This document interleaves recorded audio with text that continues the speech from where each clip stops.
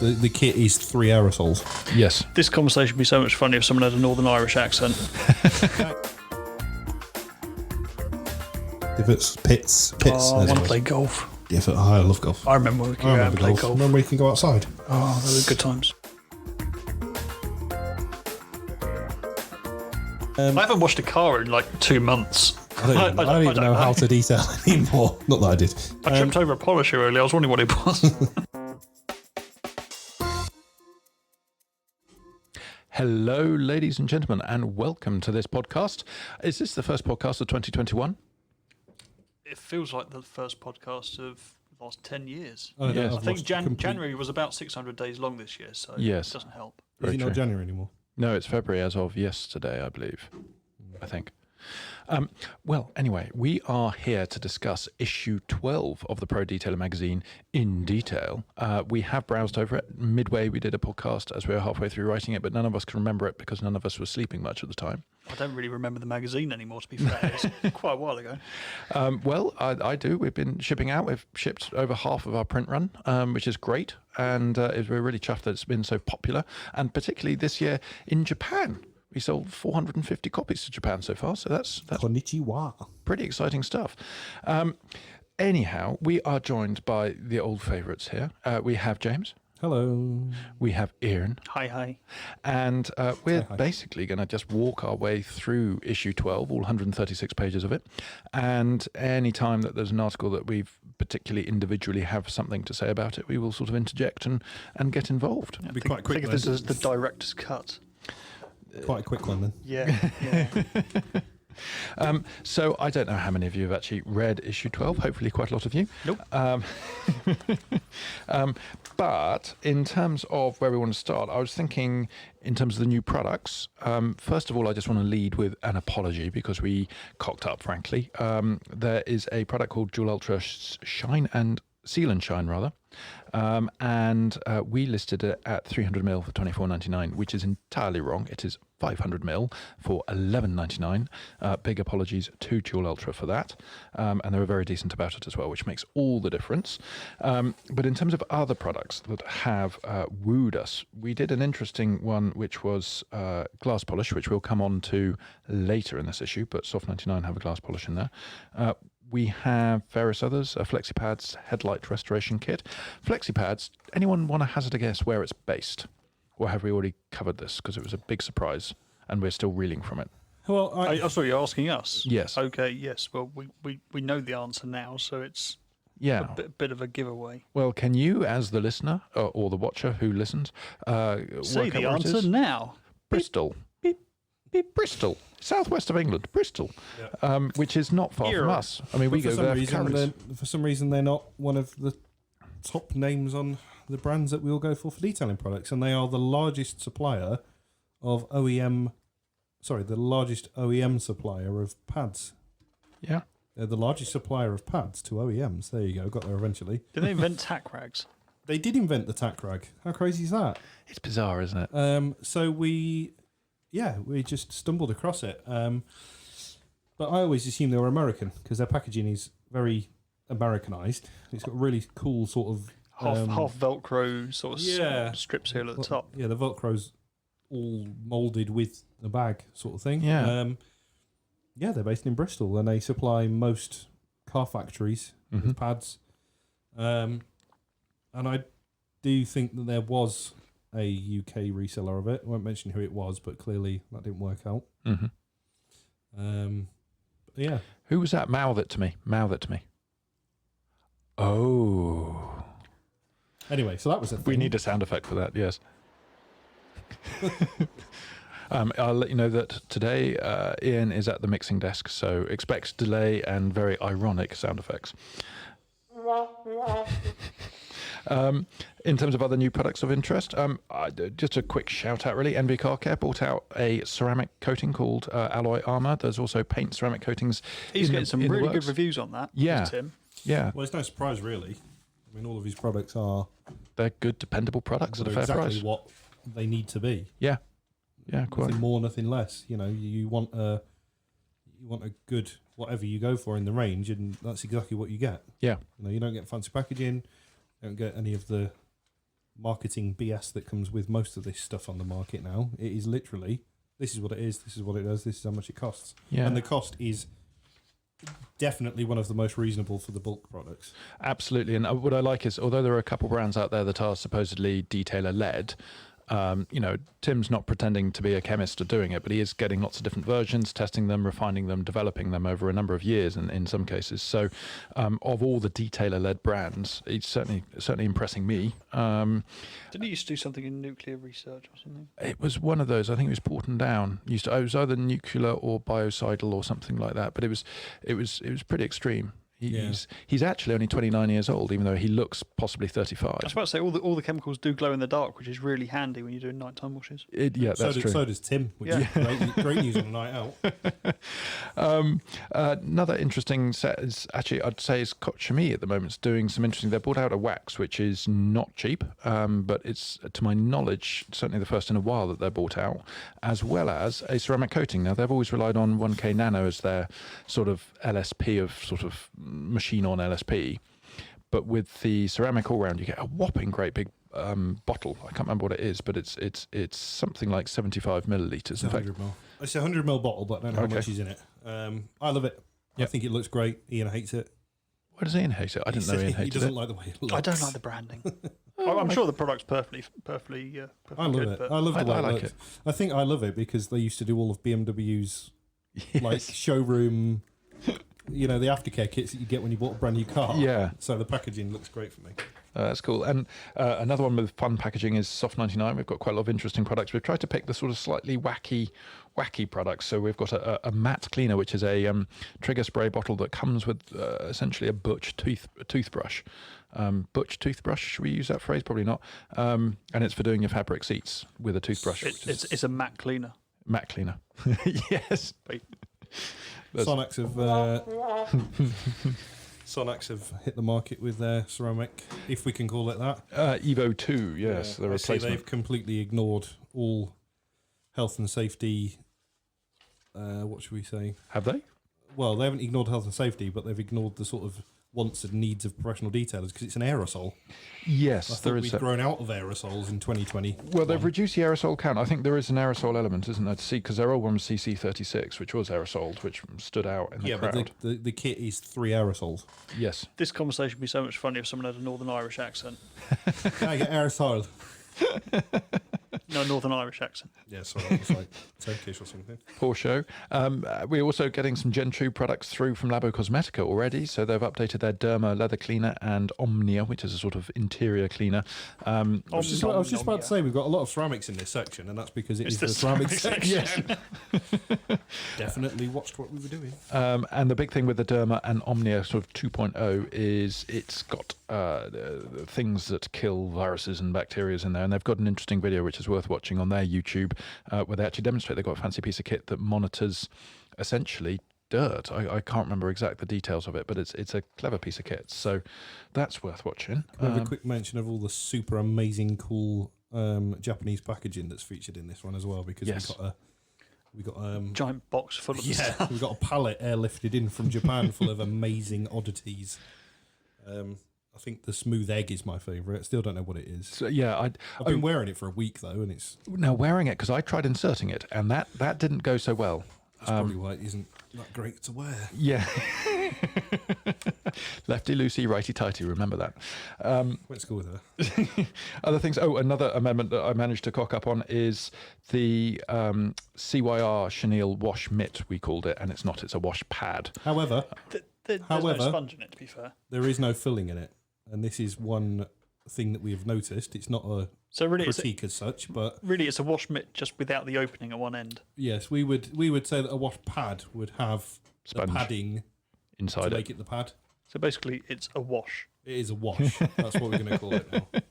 It's very chenille. good. It's very good though. Don't get me wrong. Yeah, no, I mean I like a good noodle. It's quite large and weighty as well. It's nice. Yeah, big, large, weighty noodle. That's what I like in my hand. A lot of people are going a bit mad with that. The pad that he's got out at the moment. What's that called? Oh, it's got a funny name, hasn't it? Yeah, it's got a funny name. I can't remember. Deborah. No. something. But I agree. Yeah, no, I have to get one of those in for the next issue. So the networks. One thing we're going to try as well is a detailing wand, which is an interesting new thing. We don't know if the principle will work properly. We're going to give it a proper go before the next issue. But imagine a sort of a rigid stick upon which there is a sort of a microfiber condom that goes over it. It's a wheel woolly without the woolly, and instead it has a sheath. A sheath, but it's an interchangeable sheath, microfiber sheath. It's a wheel willy. Wheel willy. There you go. Yeah, that's one. Well, I had a I was chatting with a guy who sort of invented about names, and it was something I ended up with something quite phallic, but I can't remember what it is now. I was really chuffed with it, but yeah, I'm now I can't remember. Obviously, it wasn't like that Scottish? Good. Huh? Phallic. Phallic. No, sorry. Yeah, not Gallic. Phallic. Or Gaelic. Or Gaelic. God knows. The Lake Country backpack looks pretty cool. It does. I had a touchy-feely session with that, and I enjoyed it. The price alarms me because I'm a cheapskate. There is that, and there was that one which Starnagloss brought out, which was remarkably well priced in contrast, which was that's more of a boot bag. This is a rucksack. That's the difference. This is a padded, custom-built rucksack with a very cool lining. So well, it's mainly that it's got the shock-proof base. So if you are Carrying for some plastic reason bottles carrying your Udos around, I was just going for plastic bottles. You know, you used to have plastic bottles in your bottom of your rucksack. You drop it on the ground, and suddenly everything smells of turtle wax. But it's looking confused because he used to take a carafe. Carafe of plonk, please. It goes in the wooden trunk, darling.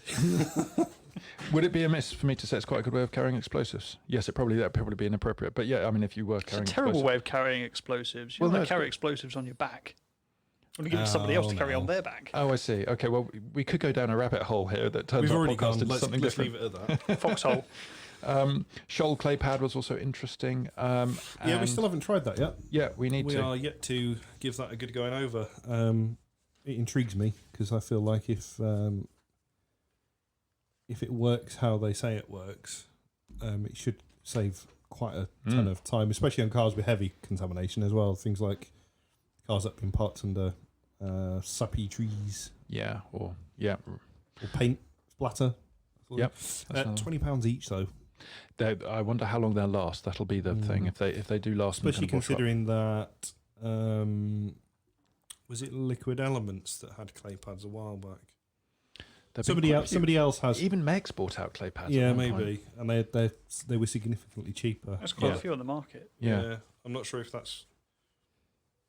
I want to get my hands on the new Rupes sander too, so that we do a side by side, head to head with the Flex sanders that we've got here. The filter does look remarkably similar. There is a similarity. What are you trying to say? Absolutely nothing. I don't think Germany and Italy would ever collude, would they? I mean, it's never happened. But oh yeah, no. Well, I mean, it was incredibly efficient when they did it before. Yeah, no, it's good the trains ran on time. Okay, we've got the war jokes out of the way. I'm quite enjoying the SGCB floor mat holders as well. They're quite it's a catchy fun. name. Mm-hmm. It is. It's you've got it wrong for starters. It's SGCB. It is. I thought that's what I said. No, you said BC. Oh bollocks! Well, the thing is, I'm dyslexic, and so a word like that really, really upsets me. But anyway, I like the build of them, and I think they could be quite fun. And I'm eternally trying to find somewhere to hide my mats, or hang my mats rather. And if I had £2,750, I'd rather like the Rupes Nevis Professional Air Purifier as well. Yeah, you could come out of retirement of smoking cigarettes and just sit next to that. No one ever know. And it would literally remove the evidence. Hey, I wonder would if it you remove it breathed from my through lungs it. as well? Yeah. Yeah. We could, don't inject bleach though. Well, if we modified the Lake Country rucksack to mount that, what I imagine is a 100-kilogram box onto the back, basically you've got a Focus ST money wise. Yes, it'd probably be more useful to be fair. Well, there is that. The air purifier, not the Focus.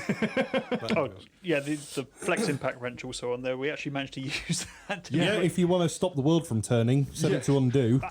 Put a bolt on the floor. Incredibly powerful. Yes. I mean, you do have to have a 3/4 inch socket set to go with it, or a step down like we used. I do feel like it is slight overkill for what we would need in this industry, but we are. It's very lucky. Heavy. We're very lucky that Flex gave it to us. Yeah, it weighs a ton. It does weigh a ton, but didn't we use it on the Renault or something recently? We used it on the Renault to get the wheels off, but that was just because we couldn't be bothered to put it back on the ground to use a breaker bar. To be fair, no, you used it when we did the springs on my Audi though.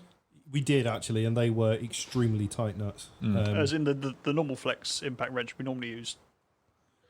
Oh, well, if we can hear something, it's just because we're now being It's raining deluged here. by, It's absolutely peeing now. by a monsoon. To be fair, though, the Flex 3/8 impact wrench is also extremely good, and that's the Yeah. one we used the most downstairs. Yeah. Um, But if you've got thick wrists, you can use the bigger one. And then Detail Guard Scrub and Pump, my favourite name product of late. Well, it's an effective piece of kit. Well, we think it's an effective piece of kit. There's a great video of it online, but we haven't actually had a chance to do it with clear buckets because all our buckets are opaque. So it's something we're going to put to the test in the future, but it's an interesting concept, shall we say.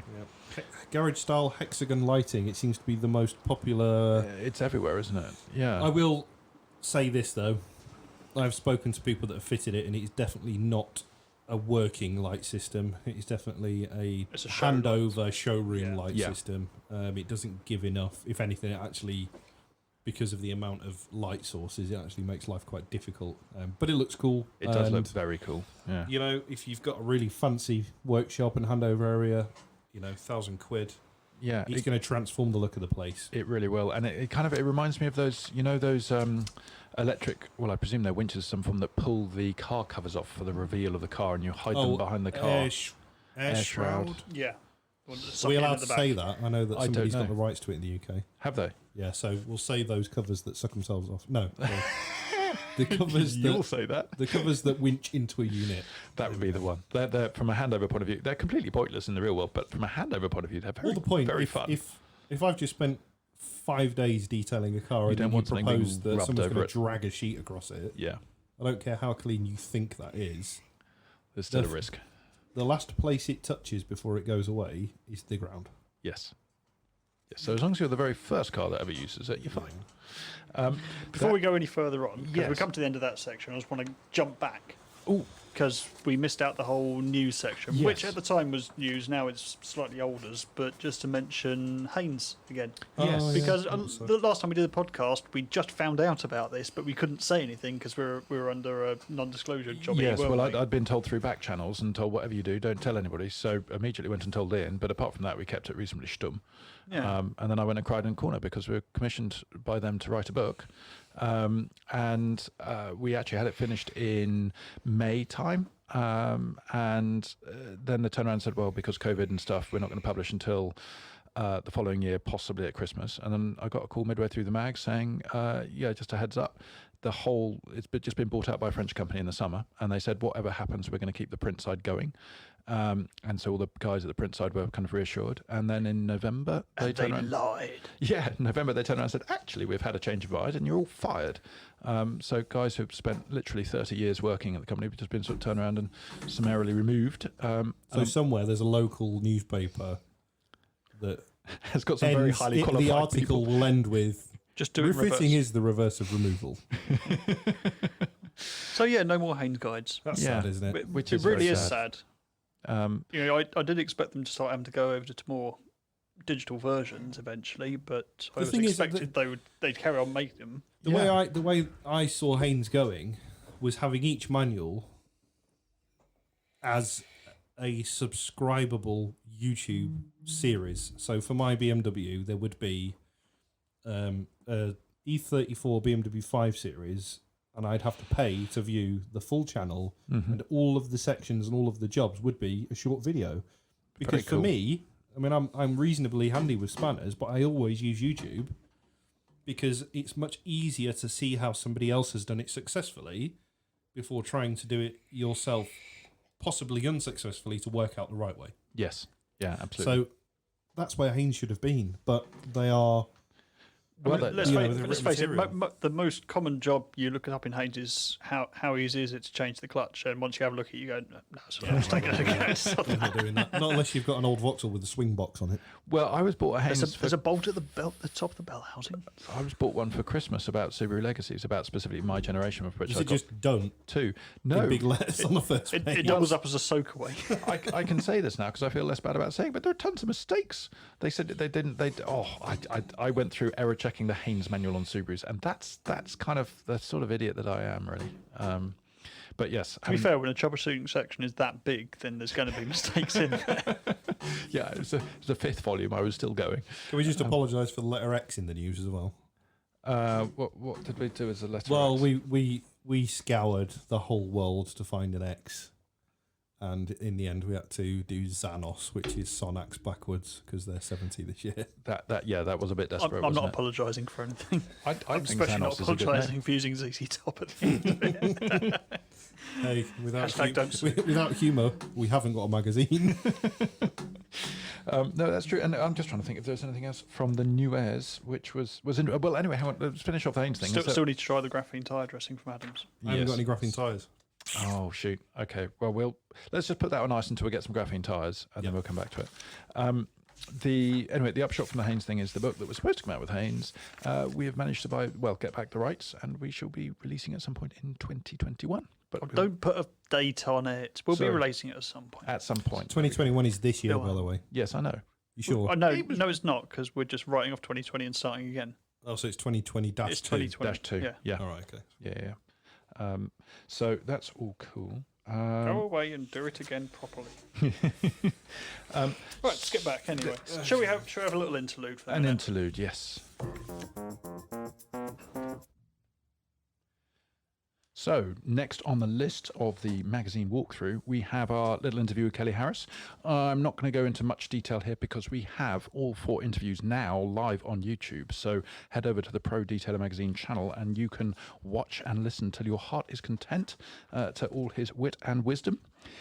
The next article on the list is the Concise Encyclopedia. Now, this is a masterpiece created by none other than James. So I think I might hand over to James to talk a little bit about it. The biggest development we've seen over the years with pads really has been the shape of them. I mean, it's a bit of a... I don't want to use the word snake oil, but I've said it now. Gimmick? Yeah, gimmick, marketing. When I first started polishing, the choices were... polishing sponge mop with the backing plate stuck to it. Mm-hmm. And then as I sort of moved on a bit, I think 3M was the first sort of weird wacky pad that I saw, which is actually the one we featured, which is their Perfect It range.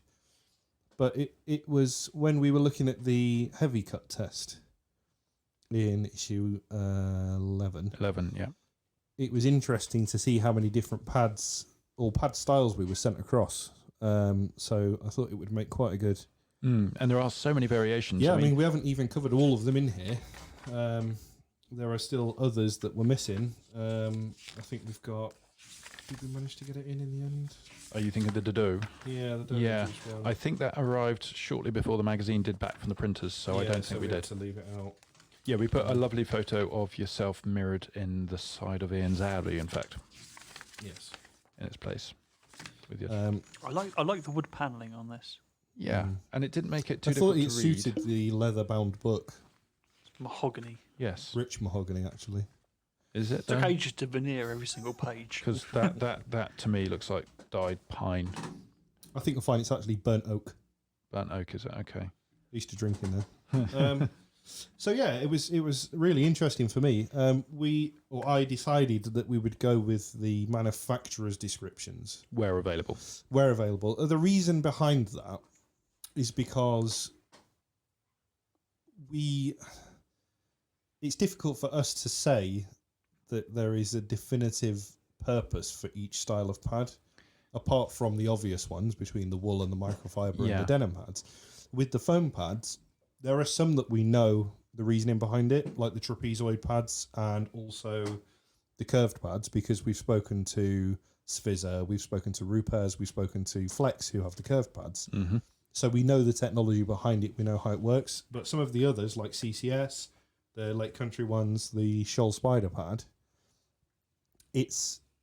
their description would be better than us trying to interpret what they see the benefits as being. Yeah, and it's very much as what their claims, because we're in danger of being subjective on these things, and unless we're actually doing side by side comparisons and very specific things, we don't really have a right to be subjective about it.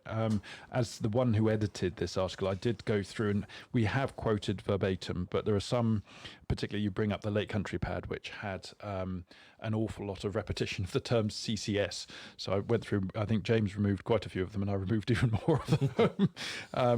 But then there were other things like, and again, things like a hole in the middle. We've talked to Flex and Rupes about holes, and they both, unsurprisingly, have different opinions on them. Yeah, except one has carried out testing with evidence and one hasn't supplied it. Yes. So we were not going to say which is which, but no. we know that there is a difference between having a cooling sensor hole, we'll call it. Yeah. That probably gives away the game, but having a sensor hole and not having a sensor hole, there is a difference in heat transfer, in heat buildup, and in degradation of pad. To be fair, all we've heard is the reasoning from one party. Why they don't use it. Yeah. Whereas it may be different from the others that do use it. Yeah. So again, we haven't spoken on that because... Yeah. Whereas conversely, when we talked to his Fizzer about it, because his background, Detlev, who runs Fizzer, his background is in kind of pad creation on behalf of OEMs, and he's kind of fixer side of things. And he had quite a cynical approach to all the different patterns and shapes and colours and stuff like that. Which is ironic because they've released about 7 different pad ranges now. But again, it's catering for the market. Yeah. And a lot of these are giving something new or different to detailers because we know that detailers are, they're so impressionable with new products. Yeah. Vulnerable to the marketing men. Yes. Somebody who's worked within the retail side of this industry. Yeah. It's very easy to sell a new product rather than trying to convince somebody on an existing product. Yeah. So if you go to someone and say, oh, this has been out for 3 years, you should try it, it's much more difficult than saying, hey, this is brand new. Yeah. It's better than all these others because there's there's novelty factor. And there's no historic sort of, oh, well, such and such, he's tried it and he said it's rubbish. Yeah. But some of them are really cool. My favourite, amazingly, is a completely unknown one, which County Detailing Supplies sent us for free, which was the Moore dual action hybrid pad. Yes. And that's got a layer of neoprene beneath the foam between the backing. Amazingly, I've actually seen this appear on other pads now. Yeah. Fizzer being one of them. But I was really impressed by that, and I've had a chance to use it as well because I was so interested in it. And it was surprising what it gave extra. Yeah, well, it's got a blend because you're a fan of thin pads in general, aren't you? Yeah, I am. And so this Moore pad is thicker, but it's not as thick as a conventional thick pad. And because of that layer of neoprene, which is sort of, can we use the word semi-rigid without it getting all sort of giggly? Awkward is the word, not giggly. Okay. You did a lot of vigorous rubbing to its rear end. Sorry. I promise not to wink. So kind of a semi-rigid backing on top. It adds that level of feel and control, which I know you like so much. Yeah. So I think by far the most innovative pad was the Flexi pads, though. That was mind-blowing. So the... I don't know what page we're on because I haven't put any page numbers on this section. But yeah, flicking to where the wool pads are. The Wool Mix Flexi Pads hybrid pad, that doesn't have a layer of foam between the abrasive material and the backing. It has, how would you describe it? CarPro is something very similar to this. Well, I wouldn't be, I don't want to get us in trouble, but I wouldn't be surprised if the CarPro pad was there's only so many people that make these pads. Yeah, and it is identical. There is no, to look at, it's identical. But that's brilliant because that's a microfiber and wool mix. So you get the cut and you get some of the finish as well. But it's the crosshatch really thin interface thing. Yeah, it's almost like did you ever watch Fraggle Rock? Oh yeah. So do you remember the little clear plastic structures that the little people used to build? I was thinking more as the stuff you throw away when you do a 3D print. Yeah, the kind of that's the way sty. Too up to date for me. Yeah. It is. It is. Scares away. Worries for another day. I watched that the other day. Basically, they're like little thin strands of rigid plastic, so it kind of gives you some movement, but not too much. What it does do, though, which is kind of where I'm most interested, is it eliminates the degradation of the foam, because that's always a problem when using microfiber pads or even those denim pads from Osram. Yeah, kind of fatigues. Yeah, the interface between the two, even on when we do wet sanding as well on the machines, the interface pad is foam, and it'll always break down because it's dealing with that direction transfer of the DA action. Mm-hmm. It's like almost like a kind of a fixed clutch. Is that I mean, it sits in between the two. No, clutch is the wrong word, but yeah, it taking the brunt of the torque of the machine and transferring Damper, it's probably more like. Yeah. It's like a damper between the machine and the pad. Obviously, the softer the foam, the more shuffle you have, basically, between the outer face and the inner face. But this is slightly more rigid, but still forgiving, so that was really, really cool. And that's what started the FlexiPad conversation. That's cool. And where actually, they were from. Because we've got, we break everything down into sections. So we've got sort of the wool pad, we've got foam pads and stuff. And then we've got a kind of a section of specialist pads like denim and rayon. But one of those specialist ones is also a clay pad. And we were mentioning earlier on in this podcast about, we were wondering who else did clay pads. And that is an example of another clay pad, but I don't know who made that one. I think we got that from... I think that might be a CarPro one, actually. I think it could be. Yeah, maybe. No, maybe. I think it is. Yeah, 'cause Yeah. I think that's one of the Got it from Slims, Yeah. Yeah. So anyway, that was a really fun article, and it's one, as I say, we don't cover everything, but we cover the vast majority of the genres, shall we say? Yeah, it was pad styles rather than individual pads because it would be a whole magazine if we did make a model of every pad. It literally would. I mean, you've got heavy grade, closed cell, open cell. Mm-hmm. You know, if we went into Soft all cell. of that, Holy. soft Tainted cell. love. Yeah, holy, unholy. It goes Blasphemic. on. Blasphemic. Yep, my favourite sort. Love it on single stage. But yeah, it was the other thing that was interesting was looking through the different types of wall pads as well. Yes, all the different blends of natural, synthetic, The, long and the short. Roots ones, that's mega. The twisted wool. Yeah. It's like a proper, what I would say would be an old-fashioned pad, but it actually works. I think Ian used it on the Audi showcase. Yes. With, is that the one you tried with the Labo stuff? We definitely tried it with the Root stuff because it was part of the test to do the systems. But that actually works really well with quite a lot of heavy cut compounds. He's aggressive though. Yeah. But yeah, it's really good. That was really good with the DA, wasn't it? No, you no, ended no. up finishing off that one. It was the Roots coarse blue wool pad, which is in the. It's at the bottom page of the wool pads one. That's my new favourite DA heavy cut pad, even though it's not supposed to be used on a DA. Mm-hmm. Second favourite, obviously, being the Sfizzadoodle wool. We use that for everything now. Awesome pad. Yeah, that's wicked. Yeah. Really good pad. So, But yeah, even the Lake Country foamed wool. Mm-hmm. That was really interesting as well because it's like a conventional wool pad, and then they spray a synthetic sponge effectively into the fibres to make them stand up. Yeah, it's kind of processed wool in a way. Yeah, the only problem you've got is once you used it twice, it's completely flat. And I know that because I used to use them on every job pretty much. You found a little mix though, didn't you, to bring back the wall pads? Just the washing tricks you were playing about with. You ended up chucking the microfiber. Who microfiber washes it? It's the HD car care HD car care microfiber one, along with wash. some white vinegar and something else you stuck in there as well. Yeah, white vinegar and microfiber Hashtag wash. don't mix chemicals, kids. Yeah, don't mix Yeah, no, chemicals. don't do not cool. But it was letting them dry and then brushing them with a stiff brush to return the pile.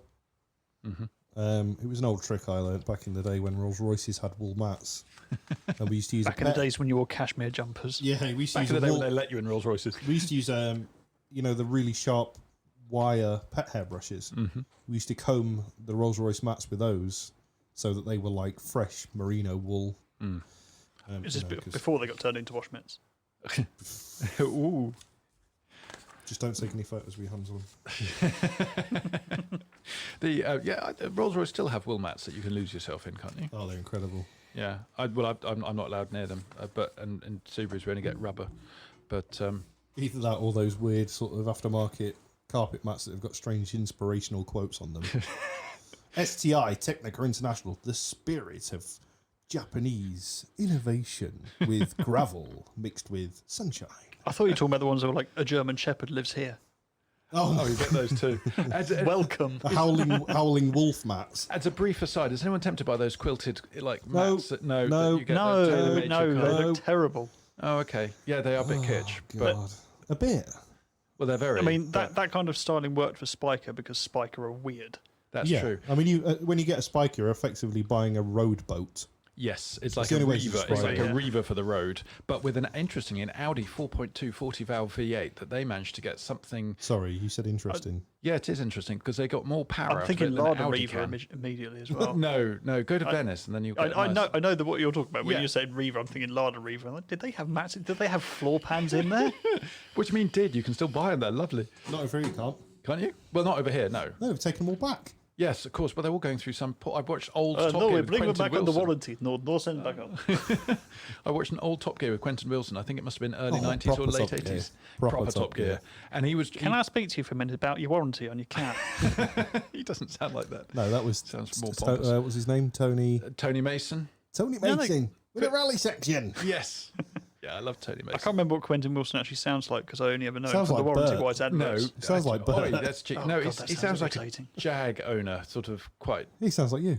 fruity. No, I'm not a Jag Clarkson owner. sounds like a Jag owner.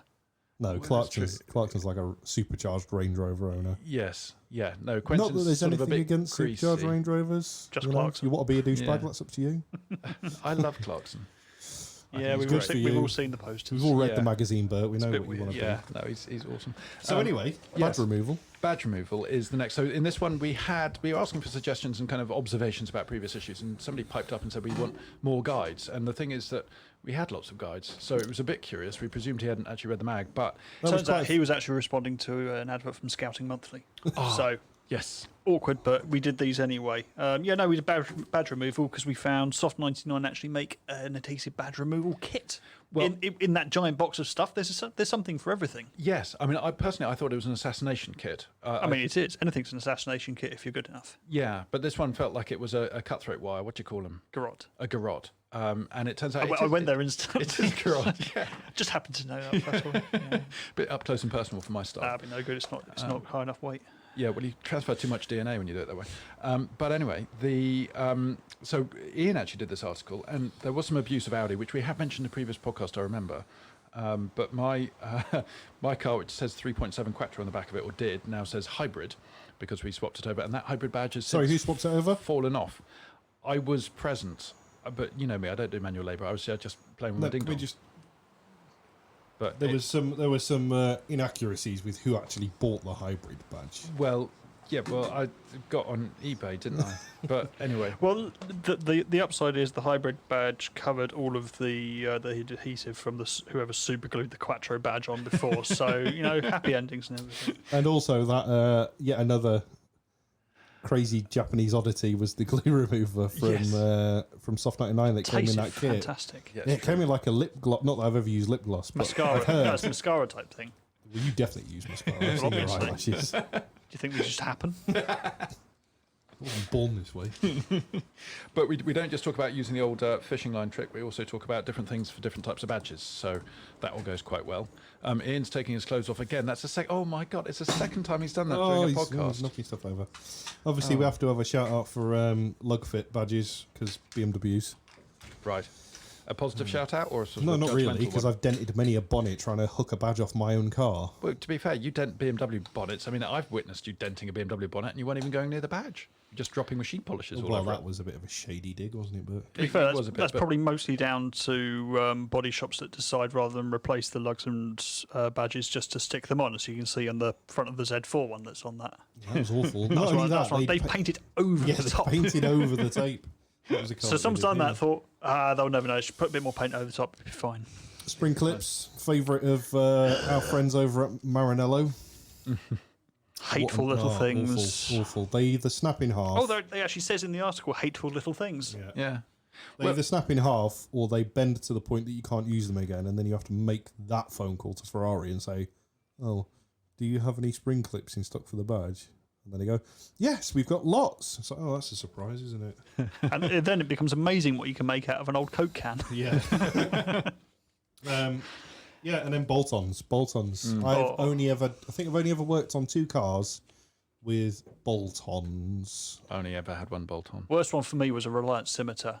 Got me The back of the European scimitar, calls. because you have to cut Scimitars in yourself general. on the fiberglass all the way through. So once all the fiberglass has got into your bloodstream, then you've got to deal with approximately an inch of turning space for a tiny socket. Beautiful. I think I had a I'm going to say 308, but it could have been a 328, and it was the Ferrari Peugeot, on the top of the tailgate, and that was held on with two. I'm not even going to say they were 8 mils. They were like a 6.9 mil, and they weren't even regular shaped. It looked like somebody in Italy had filed them out of a piece of steel and just drilled a hole in it. Yes. And the other one was, funnily enough, the one that we featured, a Lotus Elan. Yeah, a Lotus Elan, not an Elan. SE, an Elan, the early ones. The front-wheel drive ones, or the Mark 1? No, the original Lotus The original, Elan. not the... Is it the M100? What's the one they call the front-wheel drive Lotus of the 90s? never- Turnip edition. I don't know. No, you're thinking of It's Lotus Lotus. Elan SE, but that wasn't front-wheel drive. They've never done a front-wheel drive. Yes, they have. I will put this... They've never done a front-wheel drive that wasn't a Proton or Vauxhall. Yes, they have. Don't believe it. We'll have to Okay. look it up. Yeah, it had an Isuzu engine That's in it. the Lotus Elan SE. It's in the back, and it was derived from the 1.7 diesel out of the Vauxhalls. Yes, and they but it was turned front-wheel into drive. It was rear-wheel drive. front-wheel Engine was drive. in the boot. Well, that is a fair The point. engine was. The engine was in the same place as an MGF. Oh, what, on a rusty Some tray? would say, Halfway down the road. yeah, halfway down the road, steaming. This is upsetting me. It's the sort of thing that I kind of... If that car is front-wheel drive, I'm going to be extremely upset Yeah, okay, well... because I don't think Lotus should ever make front-wheel drive car. No. Or rear. So yeah, that was the bad removal guide. The next one was awful. Oh, God, glass this was polishing. horrible. Glass polishing. Well, So I'm still searching Lotuses, so you Yeah, talk we've- about that. A common topic within the online fraternity, should we call it, is people asking how to remove scratches from glass. And we always get loads of responses of people saying, oh, it's really easy, just get X and X and X and just do this. So we decided, is it front-wheel drive? It is front-wheel That's drive. awful. Is the engine in the front, though? Yes. Yeah, they wouldn't have a mid-engine front-wheel drive car, I don't Why think. not? Not even Lotus would do that. Yeah, no, it is. Sorry, it's a bit of a sidetrack, but it's important to get these things right. And yeah, That's InSo awful. knocks his thing. So yeah, the M100, which is the name for it, is front-wheel drive, though with the Isuzu engine. 1700 16 valve turbo. Well, it says here 1.6 twin cam that was used in the Elan, but you know, I mean, if you're going to make mistakes, it's probably best to make them all at the same time. To be fair. Yeah. I mean, it's a hateful car. You see, So I always thought forgive that. me for not caring, but I honestly thought Yeah. it was like the Elise. I thought it was Yes. mid-rear. Well, it's got such a wide rear end. You would It's imagine, awful, aren't and they? it's like narrow. What a little front end. disappointing car. Well, I've seen at the time. I remember reports saying it was the best front-wheel drive car of all time, or Well, best clearly handling. they've never driven a Rover Tomcat Turbo. Or, be fair, nor or a have I. Nissan Integra Type... Honda Honda Integra Integra Type R. Type R. I'd be with you on that. The 1800. It's a good Awesome. engine. Oh, 9,250 RPM, something Oh, I can't remember. They scream ridiculously sexy. irritating on track when you've got 170 horsepower Peugeot. So yeah, glass polishing. We decided. I'll hand over to Ian because you did some pretty cool stuff to ruin the glass to start with, didn't you? I can't remember. I'm You used literally acid racking my etching brain. from Oh an yeah, that's right. We artistic- ordered that. Yeah, we Yeah, ordered. and we Ian used went- emerald cloth. Ian went on his favourite Weekend Pursuits website to buy glasses- strong acid. Yes, the glass is there. I don't need that much this time. I remember going to raid the Scrappy for the Polo. Yes, we waited about 12 minutes and then asked for a bit of side glass with a sort of disappointed look. Oh yeah, we said, can we have that bit of like thing? Oh, we'll just get the rear quarter out 'cause that'd be nice. So you just run a standing around it, and it's do you just want one I've got sitting right here, and just sort of stepped slightly to one side, having been standing there with their hands in their pockets. So, do you want this one? Yeah, fine. go on then. Yeah, let's have it. Yeah, no, we what did we do? We ruined it. We ruined it in strips, though. Yes. We left them. Ruined it. We left a virgin strip Yeah. between each one. Yeah. Yeah, was we my used Saturday a glass etching acid to simulate sort of mineral deposits and that sort of damage. Well, in fact, we used two because originally I was there. So you put one on and then went off to make a cup of tea or something, and then decided to have a quick Google of the instructions, how long you need to leave it on there, and it said something like no more than 20 seconds. So No, it was supposed to be no longer than a minute. So yeah, one had 10 minutes on there, but we did do one to spec. yes, Basically, it ended up looking like one of those engraved tankards that you saw at your grandmother's house. Yes, frosted, fully frosted. And then we went out to it with a diamond drill bit, which very common. You're washing your car, you accidentally get a diamond tipped drill bit in there. However, and glass. it is quite common for wedding rings and such to catch glass on cars. Yeah. Yep. Anyone got one of those? Yeah. No, Danny has a ring with diamonds on it, But okay, and she washes her own car. right. Does she wear a? I wouldn't want you to use it for a mega test to scratch glass, though. No. It's my grandmother's. I thought you were going to say it was debatably bought off eBay. Sorry, you mispronounced wish there. Did you get a free hunting knife? I got some 3C through underpants. Heated. I bought my first gift like that from Argos. You remember when you could buy Elizabeth Argos? Duke. Huh? Elizabeth Duke. Maybe. It was a long time ago. The Is she jewellery friends with counter Jilly at Argos. Jilly Cooper. Jelly Cooper. Argos used to all that. Seconda watches, that was the thing, wasn't it? And rotary watches. Anyway, we're getting way off topic. Way off topic. That's not like glass us. So, We spoke to... so we did all hey, that. look, We spoke if to... you turn over the page, it actually Dave. says what we did. Let's remind ourselves.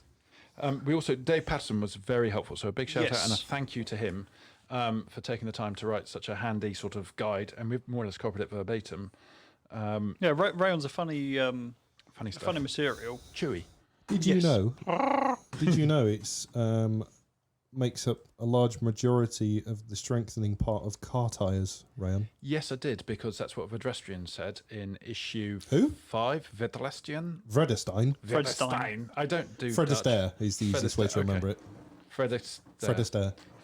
That doesn't help me very much. Fred Astaire, famous singer. Yes, but now I'm just thinking of famous singer. I'm not thinking of tyres. Oh, that's I fine. had one of their tyres, my Hawkeye and Pretzer, and they were Just the one? terrible. Yeah, That's just the the one. There's the problem. It was so stiff. I only needed one tyre. I don't know about your personal habits, thank you. Driving down the road like a really small tripod. It was like Citroen DS, but less so. Anyway, and he, Rayon, because we did an issue all about tyres, and Vedrestein or whoever helped us with that, and they said it had Rayon in, and I googled Rayon. So there we go. So thank you to Mr. Patterson. And As you can probably hear in the background, we do have the squeakiest table in the world for this You edition. won't do it now because you're trying to do it. Oh, there we go. yeah, no, that was pretty vigorous. We also had some varying grade. Where did Ian got them? Didn't he? I Of got glass polishing sandpaper. Yes. Now this is not the same as normal sanding. It's not wet and dry. No, No. it's far from it. What an awful job! I wouldn't recommend it to any detailer to take on. Don't bother. Just go and get a window. It would have been fine if we'd at least put so many scratches in that it had hidden the original defects, but it didn't. It just enhanced the original defects that we'd put in with more scratching that could then not be removed. We also need to apologise to Rich as well, because Rich had a training the next day and we accidentally left his chair next to Yes, it's got A splattered. It was glass his chair. panel that we had a rotary with a very wet quartz polish on the pad that we were running at. Like if the polisher went to 11, we had it on 12. Of all days, I decided to turn up early. That was the wrong day to turn up early. Didn't Sorry, go so Rich, well. we didn't mean to cover your chair in white splatter. Also, don't be such a girl. Wind your neck in.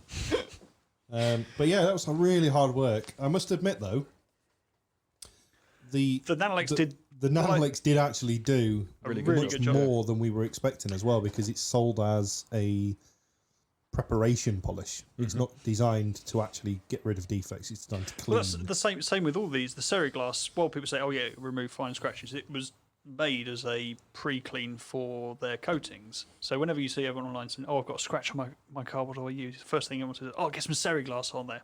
It's not really what it's designed for. And then It we went- might do something, but don't expect it to, and don't complain when it doesn't. Yeah. Well, I think And then that- with our frustrations, we actually got some ceram oxide powder Yes. and threw it everywhere and put it all over the polish. To be And, fair, I've had that cerium oxide powder sitting in the drawer for about 8 years.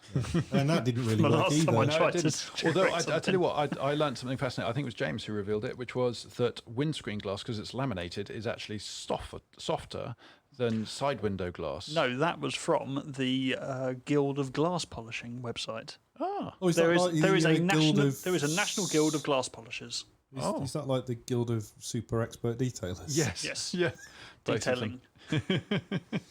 Yeah, so it's I don't know if it's because we went too aggressive with the damage, but in fairness, we did actually try some existing defects that were on the glass. So ones that were already on it, it had minimal to no effect. I mean, if you can polish glass, then kudos to you because it is an extremely difficult job.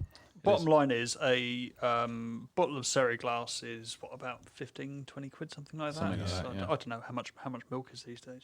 The sanding pads, I think, were another £5 on top of that. Rayon pads, another £5 on top of that. That will buy you a decent hammer. Yep. And with it, for another 70 quid, you can replace it under your insurance. We wouldn't condone insurance fraud, but if a tree fell I would. Fuck and 'em. knocked one of your windows out. Obviously, this is different with classic cars, and I think that's where a lot of guys use it because, Well, because if there's no other option. a side window for a 512 BB or something is going to be An awful lot £1 of money. million pounds. If you're going to replace it anyway, it's worth giving it a go to see if you can make it good enough. Yeah, and if it's not working, and you're going to replace it anyway, see how hot you can get it before it explodes. Remarkably hot. We got it some serious temperatures. Because we couldn't get it anywhere near, and it was if you have a look at the photograph on page 48, there's the pad on the machine. There was, and we had the heating on that day as well. It was like 20 odd degrees in the workshop, and the steam was pouring off that pad. Yeah, I mean, you couldn't touch it. It was that we were hot. all vaping quite a lot as well, but it was definitely coming from the pad predominantly. Yeah. But in summary, there is a guild of glass polishers. If you've got a real problem, give Get them them to a do it. shout. Yeah, just get them to do it. Then it's their problem. It's no longer your problem, Yeah. and that's what's most important in all. And you'll probably find they won't even use a machine polisher. They'll do it by hand. No, I mean there are entire systems that you can buy, but really do need an entire system and a little bit of training. And it's start to finish. There's a place up in Glasgow that deals exclusively in glass polishing products. And I think I found them through Stuart from Flex because Flex are a supplier for them as well. And he suggested going to have a chat with them. Looked on their website, and yes, there is a huge range of very specialist products. But every single time you see the video, you don't see it very close in afterwards. Just how effective it is. So if it's just a case of you can polish it so it's effective, a bit like a stone chip repair, so it's effective 5 feet away or something like that. But yeah, It's all fun. It's all fun.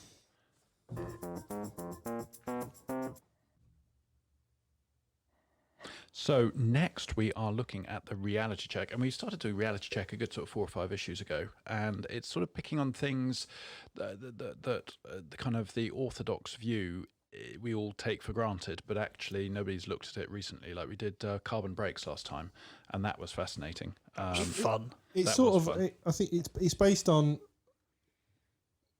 hearsay, isn't it? Yeah. People hear a snippet of a process, or they hear a bit of information, and there's no. There's a lot of conclusions drawn from not enough information. Yeah, there's not any sort of factual evidence given. Like, don't use acid on ceramic brakes. That's almost like an old wives' tale now. But we've looked into it, and we covered it in the last mag, and we've things like that. Peanut butter on trims we did. Yes. John Deliu helped out with that one, didn't he? Yeah, and all you get is mould. Yeah, If you leave it it was in the back of a honking. trailer for 6 Oh months, yes, god, you it was do. horrible. It tasted funny But as well. on the ceramic, again, from our point of view, I have to say that we tried it on a McLaren brake disc with a particular composition decided by McLaren or Brembo or somebody like that, whereas it might, And it didn't get heated up and cooled down, and cooled down. So yeah, from how it was described, and again, there's rumours about my tongue doesn't work. There's rumours about if you drop a ceramic disc from a ramp height that it's going to shatter all over the floor. It's going to cost Absolute nonsense. What hot that is! If you drop a sledgehammer on it, it doesn't break. We could not break it for love nor money. It was We quite had drill fun bits trying. snap on it. Yeah. Cutting discs snap. If you haven't seen the photo journey of that, do check out issue 11. Yes. That was But quite again, a fun one another to do. caveat before you throw your Ferrari or Porsche carbon brake is that this happened to be on a McLaren carbon disc that seemed more or less invincible. So if you've got a Ferrari, don't use a McLaren disc on it. That's one thing we can all take away from this. Yes. It's a nice world to be in, isn't it? So reality check this time was on a biggie, and it was on ceramic coatings. And more the maintenance, the not thereof. maintenance, Yeah. yeah, it was how to look after a car that's been ceramic coated, which is really important because a lot of the complaints that kind of I see coming through about ceramic coatings are things like water spotting and stuff like that, which can be avoided or at least minimised with correct maintenance procedures. Yeah, there are inherent problems with ceramic coatings, though. Let's Yes. not get that wrong.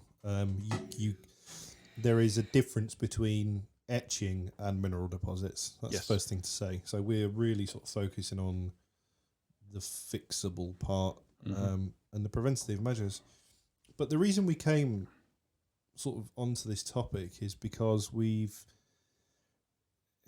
G-Technic launched Platinum a couple of years back, which was a genuine ceramic coating, and it was aimed at the New car protection and dealership dealerships. market, Yeah. effectively. And since then, others have now started selling their own, like Superguard is now a ceramic. Matrix. Yeah, Ultimate Matrix has hit the scene. So we saw a lot of very experienced professional detailers having cars come to their workshop for regular maintenance that had platinum applied. And we were seeing cars that were weeks old that had the signs of failed coatings. And it was announced by these detailers that the coatings had failed, which was terrible for the profile of G-Technic. However, that wasn't the case. We did our research into it, and it turns out that G-Technic Platinum on its own is actually semi-hydrophobic. It's not supposed to bead. Yes. They now give C2V3 C2V3 with the kits as the hydrophobic topper. Which is kind of a give the people what they want. Yeah, argument. it's not necessarily what they need, it's what they want. And it's to stop detailers saying, oh, this coating you've paid 600 quid for at X dealership has failed, because it hasn't. It's still there. It's still doing the job that they wanted it to do. It's a bit like foaming shampoos. You don't need a shampoo to It doesn't have need lots to be of bubbles bubbly, no. to Exactly that. perform It's as a what people degree. So want. it's just that's what people expect because of the fairy adverts of the 70s, etc. Yeah, and I was actually talking to Robert G-Tech about the kind of hydrophilic side, and he said for the marine coatings, which they do now, you don't want hydrophobic because it ends up you make lines where the water sits, and so you actually want it hydrophilic instead. The strongest coating we could ever wish for within the detailing industry, Super hydrophilic. super hydrophilic, because that means that there is always going to be a layer between the contamination and the paintwork. I don't think it's possible to have that in real life, but hydrophilic coatings are much more hard wearing than hydrophobic, and they're much less susceptible to damage as well, like incredibly hard wearing. I wonder how that affects their slickness, because slickness is another important attribute. Well, if you remember back to the like polymer coatings, I'll make reference to Nanolex because that's what we always use, and they used to have Nanolex Professional was probably Nanolex Ultra paint sealant was the one that we always used to use, and that was original nanotech that used the Lotus effect. So it was a polymeric sealant, and it would effectively grow nanoscopic fingers on the surface, which would keep the dirt from bonding, but it gave the paintwork drag. So when you wash the car, it's sheeted. That's the first time in quite a long time I've heard them described as the fingers. That's exactly the same as I heard from a company called Nanotol, a German company as well, back in about 2012, 2011, they tried to launch over here. Yeah. And they use that exact that phraseology as well. So you have these nano fingers Yeah. pointing up. It just sort of caught me out there. Not Well, heard that for so long. the easiest way to demonstrate it is if you get a brand new piece of carpet where all the fibres are perfectly stood up, and if you get a dropper and drop water on it, it'll sit on top of the fibres. Yeah. Well, it's like a reverse of the water skaters. You get exactly how they stand on the water effectively. They've got such low surface tension because it's just spread out across these little points. Yeah. So they gave drag to the surface effectively, but again, it's the problem we have with ceramic, and we'll get into the article now, is that the customer is expecting what the detailer wants from these coatings. Your customer ideally will want something that's easy to clean, stay glossy, and protect the car from scratches or whatever, contamination. Ceramic coatings aren't actually that great in general for what we're looking at. they're incredibly. They're very good at resisting chemical attack, but that's just one part of what a car goes through. And the problem we've got is we're now seeing, we'll say expensive, but top end ceramic coatings losing hydrophobicity or beading over a period of time, and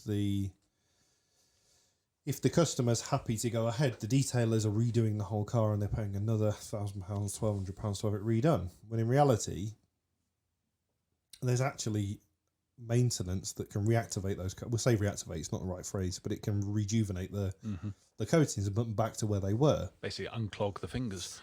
Well, that's it. Well, it's different with the ceramics because it's ceramic coatings are porous.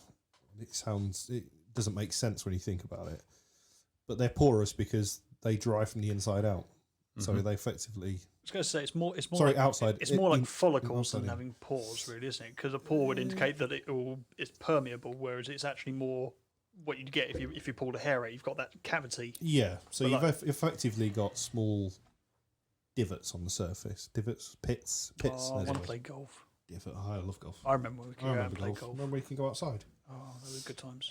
What happens is you get and I will say this, over a long period of time in areas of hard water, because they're the two key factors, mineral deposits will fill in those pores effectively, and that they will stop the surface being hydrophobic.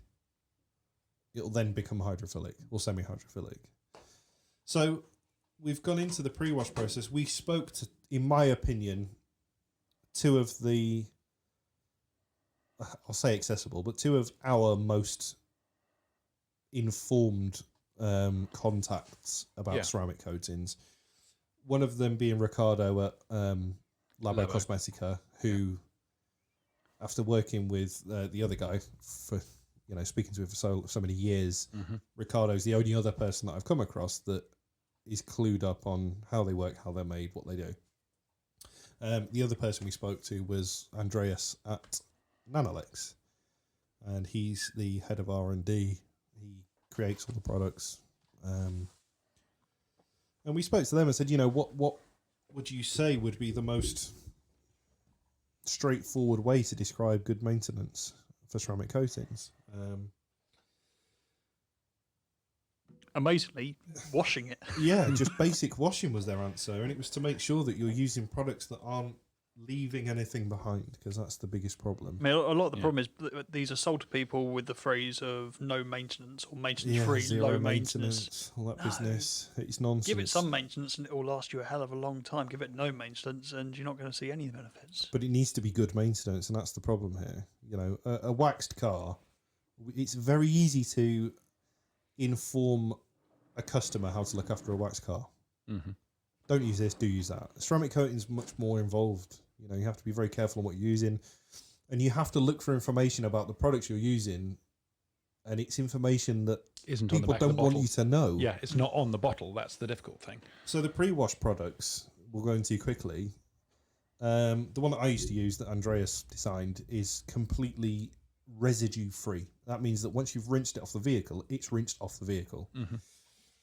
So there are no gloss enhancers and stuff like that. Nothing like that. And the problem you have with a lot of pre-wash products is that, and at this current time in the market, it is flooded with white labeled products. And those white labeled products are produced at a certain price point so that the original manufacturer can make money. Then the people buying that product from that manufacturer can label it as their own, and they can still make money through a reseller or even distribution. And the reseller needs to make money. It goes on and on. For every £10 you spend out on a retail product, it's quite possible the product costs less than £1 to manufacture. Exactly that. And the problem is with pre-wash products that cost £1, let's say, is that the surfactants are going to have to be cheap. That doesn't mean they're low quality. It just means that they're... Or something's going to have to be watered down somewhere along the line. Well, it's not. Yeah. So it's either low in concentration, or they use cheaper surfactants. So cheaper surfactants, and the surfactant is effectively the lubricant which goes between the dirt and the surface to get it off. Yep, we did Chemistry Corner on surfactants or detergents a couple of issues ago, so read that because we're ionic, non-ionic, etc. Yeah. So the cheaper surfactants cling to the surface because it's easier to. A cheaper surfactant is more like an oil, so it's harder to wash it off the surface than it is a more expensive one, which is more like an alcohol or something like that. So yeah, trying to find a pre-wash product that's residue free. That's the first step. Wash shampoo was pretty simple, like Ian said. They both said pH neutral is great. If you can use pH neutral, residue free, all that business.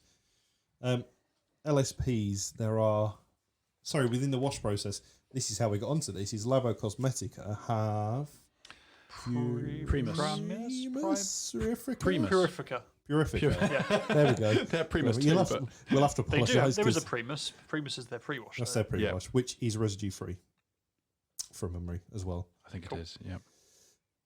Maybe, I don't know. I haven't washed a car in like 2 months.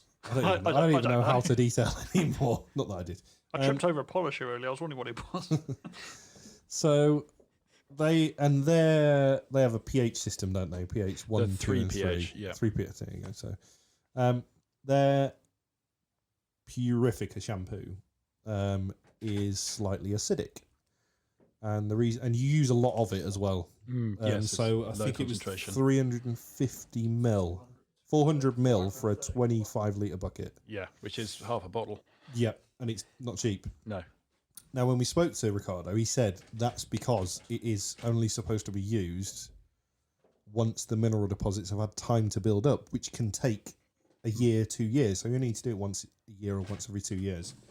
And what the acid does is it actually breaks down the mineral deposits, and then it opens up those active sites again, and it can actually, it's hydrophobic again. And then LSPs, we had a look into the LSPs, and there are so many LSPs that are around for ceramic coatings, but we have to just remember that an LSP is only ever going to sit on top. Yeah. A ceramic coating is supposed to repel everything you throw at it. So if you're putting something on top of a ceramic coating, it's never going to bond to it because it's designed to repel everything, including itself. What's your interpretation of LSPs that are marketed specifically as toppers for ceramic coatings? Well, they are exactly that. They're a topper. Yeah. They've got the place in the short term between coating and full cure. Yeah. But the question, so we have things like reload, for example, when you put Car Pro on. So one of the biggest problems, like for a pro detailer that's applying ceramic coatings, one of the biggest problems is damage between application and the first 7-day period. And you have to point out as well that there is a big difference between drying effectively, or that short cure, and full cure. Yeah, it's like painting a car. When you paint a car, it's touch dry. You can wet sand it, you can polish it. It's going to take 3 months before that paint's fully cured. Same with ceramic coatings. It takes around 7 days. The only differences are the ones that are infrared cured, because you're effectively forcing that process to go further along the way, but they'll still take a few days to do. Or if you're living in a country that actually has palpable sunlight for at least some of the year. Yeah, or humidity. The difference between coatings in this country and in Greece, for it's example. awful. I mean, it was bad enough for CarPro to release a UK version of their ceramic. That's how bad our climate is. The guys in Malaysia, they were putting Nanolec ceramic coatings on, or South Korea, and they were fully cured in like 6 hours because it was 80% humidity and 38, 40 degrees. So that humidity helps push the process along. But yeah, I mean, the products that we would apply straight after a ceramic coating going on, you do the initial overnight cure, and then we'd put a topper on it, which was effectively like putting bubble wrap on it. It was just giving it 7 days of breathing space to not have etching, watermarks, anything like that. Because in those first 7 days, all the claims of a ceramic coating of what it will do, they don't count in the first 7 days. You can chemically etch it, you can scratch it, you can do all sorts. So we used to have these toppers. Ours was called SI Finish, and it was just like almost like a quick detailer. Yep. The only difference is EXO, I think, because that's more EXO is a sort of secondary coating in its own right. Yeah. But you can use EXO on its own, so it can't bond to the ceramic, because once that ceramic's cured, you physically can't bond to it.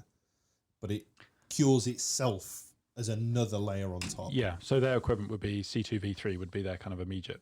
That's thing. like, yeah, that's like, so like we temporary said with the bubble wrap. platinum, and that's like Yeah. the immediate one to put on it to keep it Yeah. protected for the, and that actually lasts about 3 months. Yeah. But there's loads of other stuff like wet coats, wash coats, foam coats, whatever you want to call them. Mm-hmm. They're great because they're a very temporary barrier that go over the top. So yeah, it's a really interesting article, but it's all listed in there. It's all in there. Yeah, we don't want to give everything away. Then the next article was an interesting one. We, in issue 11, got some products over from Malaysia. I want to say Malaysia. Oh, Osram. Osram. Yeah. Yeah. And one of them was a compound specifically designed for orange peel rectification or removal or reduction. And we didn't have a time to test it for 11, so we did a specific article on it in 12. We actually saw a video on it, didn't we? Yes. We saw a video on Facebook, and it was Yeah, like, no, that looks interesting. I think I pinged that over to you immediately. I was like, really? That's So it's like, right, send us some of this. Yeah. We want to see it. prove it. So the pigeon dropped off that and a pad specifically for the purpose, didn't it? As Several well? types of pad. Yeah. Yeah. Quite a large range of pads. Yeah, and it was we tried it on Ian's little MG love child that he's been squandering. I think love's a little bit excessive. Well, I saw what you were doing to it. Romantic I mean, child. if it ain't love, it's lust. It's out of action at the minute but- because you're yeah, not but allowed to do mobile hairdressing. Can I just point out that lust child is not a phrase I ever really want? That was Bert's online gamer tag for a bit. No, it was Beinstein 69. It's what the head teacher nicknamed him. boy toy. Okay, well, moving on rapidly, you Shook did you a around lot like a of rag vigorous rubbing to its rear end. And you did actually, you made some serious headway in terms MG, of the orange yeah. peel. Yeah. It was incredible stuff. Really impressed with it. Mm. We were The whole quite skeptical. the claims of clear coat softeners and things like that, we were like, yeah, okay, right, you put some study thinners in it or something. But no, Yeah. genuinely, epic stuff. Yeah, really good. And A genuine alternative to wet sanding. time wise, we're not sure it's a time saver, but it is a process equipment sundries accessories saver. Mm-hmm. So whereas normally we'd have to sand it by hand, wet sand it, and then we'd get the DA sander out with a DA pad on it, and then we'd get the rotary out, and then we'd get the DA polisher out. You could just go on with one of these. It was the velvet pad was the one that we used that was really... I do think a massive amount of the effect it had came from that compound, though. Yeah, So it's like I sand. think you tried that with a Sphizzer pad, didn't you? Yes, I did actually. So we were trying to work out how much of it was polish, how much of it was pad, and I tried it on. Was it a wall pad? Can't remember. It might be that twisted wall pad. Oh no, was it a dude? It might have been a doodle, the Sphizzer doodle. So we used the leveling compound on a generic or on another brand's wool pad, and it did actually knock 70% of the peel off. Yeah. And the back of the TF was ridiculously orange peel because it had been painted with a potato. Oh, it was like it was almost like rattle can finish, wasn't it? Rattlecam would have been an improvement. I think it just had TF printed in braille over it repeatedly. Yeah. But yeah, it was really good stuff. The only thing I would say though is that temperature monitoring on that was absolutely critical. I was going to say sketchy at best. Yeah, it was absolutely critical. And if you're not confident on how good that paint is, Especially doing that on a plastic bumper. yeah, we didn't. Yeah, I don't know why we did a plastic one, but it looked great. It looked better. Great compared to how it was. But yeah, it was really good fun to use that. And then we go into a bit about sanding as well, which is it's all in there and it sort of explains. Yeah, it's sort of an intro guide. It's not a Step by step, per se. yeah. Infomercial without the a good short- place. A good place to start with some information if you're thinking of starting wet sanding Yeah. or giving it a go. Yeah. Yeah. So that brings us, strange enough, on to Chemistry Corner. And we, in the last issue 11, we did heavy cut compounds as our mega test. We did go into quite some detail on that, but we felt there was still more to be said. So we put together the Chemistry Corner for issue 12, and it's all about compounds. And I believe this was another of James's efforts. Yes. Yeah. So for us, it was. It started with, like you say, it started with a mega test, and it was I think it was instigated by the fact that there was a bit of I wouldn't say miscommunication, but there was a bit of misunderstanding about what we said about some of the polishes. Mm-hmm. I asked if Cartec was solvent based. Solvent based, yeah. Not the company. We know they're solvent. Yeah, they're not insolvent. Not casting aspersions on the business. Basically, from the smell, I asked if it was solvent based. We weren't saying it was. We just said it was very much a solvent-based. question. Yeah, it was a question. It had a question mark on the end. It was quite obvious it was a question. Anyway, but that sort of triggered us into this sort of investigative mode with polishes because it's quite. There are no polishes that are specifically marketed as solvent based. There are a lot that are sold as water based. And silicon free specifically. Silicon free is the one that they like to use the most, especially companies like Cartec who supply a lot of body shops, Ferrecla, 3M. So it sort of pushed us into looking at some of the ingredients used within these polishes. And I think the biggest alarm bell really is the amount of hydrocarbons that are used. And when we say hydrocarbons, we mean aromatic solvents, alkanes, petroleum distillates, naphthas. Now naphtha's an absolute killer. I think over the last 3 issues, the amount of naphtha that we've seen, because we've started looking into these a lot more recently, the amount of naphtha that's used in this industry is really uncomfortable. Well, about 90% of the glazes we did in this mega test had naphtha in them. I went through the STSs and it was scary, some of them. And some of the ones that looked the most user-friendly, almost like non-toxic, kind of for kids almost, in a way, in terms of their brand, had some of the scariest amounts of products in. Whereas other ones, like, say, Autosmart, which looks very, trade, commercial, hardcore, was actually far more, far less toxic, should we say, than other more colourful home user brands. Yeah, and we've the other thing to consider as well is a lot of the representatives of these brands, should we say, or resellers, they talk about water-based products and how they can't contain solvents because solvents don't mix with water. The reason machine polish is so expensive to make is because it's a very complex emulsion. And for those who aren't aware, an emulsion is mixing something oil-based with something water-based, and then suspend spilling it on your boot carpet. Then spilling it on your boot carpet. Yeah, walking it into your lounge. It's a suspension, so they're really expensive to make and they're really expensive to get correct.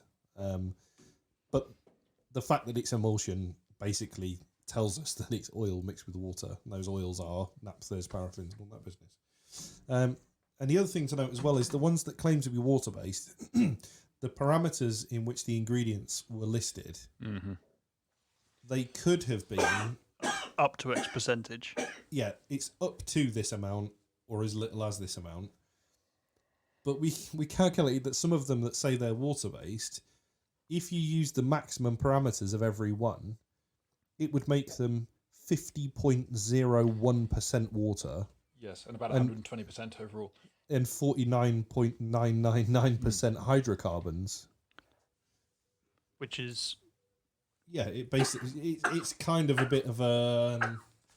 It's a dodge. It's following the rules exactly. Yeah, it is a dodge. So I mean, I think it was either toluene or naphtha that's a restricted import, because for years that's why they had so many problems importing, and why it's so expensive to import Plastidip into the country, because toluene and naphtha are the thinning agents for those. Toluene, I remember back in the old Caskin days, we had to discontinue a product because it had toluene, a kind of a tar remover, I think, and it had too much in it, and it didn't meet regs, so we just had to cancel it there and then.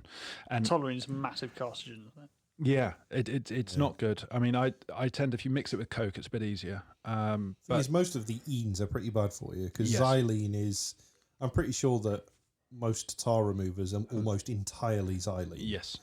And it was banned from marker pens because it was that unhealthy. Yeah. Yet we have detailers that are happily spraying it right in front of them, breathing it in. Mm-hmm. Got CFCs. amount of things that still contain CFCs. Yeah. It's just they're not in fridges anymore, so that's okay. Yeah, exactly. So it's this article's really interesting. I would recommend reading it though, because it'd take us hours to go through it all. And it does go into a little bit more on SDS information on the other side. Yes, well, CLP SDS as well. sheet, Yes. material SDS sheets, material Manu- MSDS sheets. Yeah, I mean, there is one thing that I'll have to mention. The old HAS labels that we used to have on polish, the polishes that we use currently would have a skull and crossbones on. Because of toxicity. Which is fairly obvious. You want to avoid things that have got skull and Scares- crossbones. Yeah, like unless you Pirates like of the Caribbean, I learned all about that stuff. You know, it scares the F out of you when you see it on a bottle. Yeah. You think, I need to look at this. Now we've got this like Tony Stark symbol. I don't even know what it is. It's a man with a firework in his chest. Yes. Which looks like Starfish it attack. could actually doesn't look nearly as threatening. In fact, I regard that potentially as a bit of a thrill. I'd give it a whirl. Somewhere in the world, a committee has been formed, and this is the output. And as usual, committees are shit. Yes, absolutely. But that's replaced the skull and crossbones. That's serious health hazard. Now, if the thing, it's almost as if it's been numbed down how dangerous these products are. Which I suspect is chemical lobbying. I would imagine so, because people don't want to see a skull and crossbones on a product they're trying to sell. It's the opposite of the stuff they used to put in fag packets. You know how It's- they got it's- more and it's more the chemical- disturbing. It's the chemical companies saying, no, see, our chemicals don't actually remove the flesh from your body. So technically, a skull is defamatory. Yeah, and it doesn't actually do that unless you drink them No, exactly. or So- use them. Corrosive, though. Or Or a bit sticking proper- with a test tube, burning a hole in your arm. And We're sticking with that.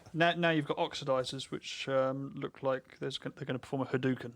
Yeah, or Evil Knievel's on his way up a ramp for it. We go into the health concerns as well, because I think that's a big part of machine polish. It's one of the silent killers, in my opinion. Right, at this point, I think we've dragged on far enough for part one, so we'll wrap it up and carry on in part two afterwards. That sounds like a jolly good plan. We will join you all very, very shortly.